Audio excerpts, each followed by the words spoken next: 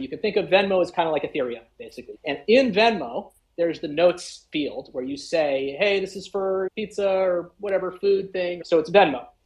There's the notes field. Now, in Ethereum, there's also a notes field. If I send you Ether, ETH, the native cryptocurrency of Ethereum, there's a notes field on that.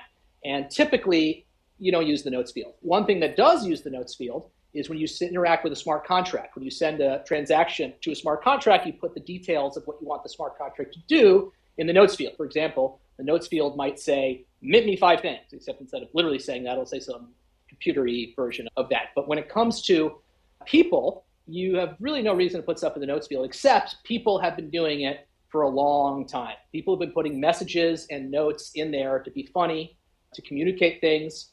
So the notes field has a lot of potential, and that's how Ethscriptions work. You send a $0 Venmo transaction to yourself, which, what's the point of that? Doesn't do anything. And then in the notes field, you put the text representation of an image. And the beauty of this is not that you sent yourself the image, it's just like notes. But the beauty of this is now that fact that you sent to yourself a transaction at this time, and it contains in the notes field that image, that fact is now there forever.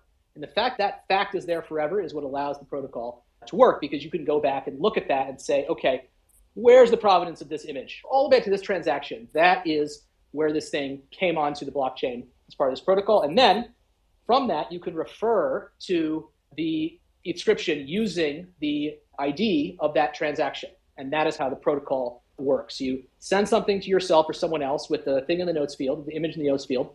And then once that completes, you can afterwards refer to the thing you sent by using the ID of the transaction. So just, if that's complicated, just think about it this way. It's the Venmo notes field, but you put an image in there. It's very simple. It's very dumb, okay?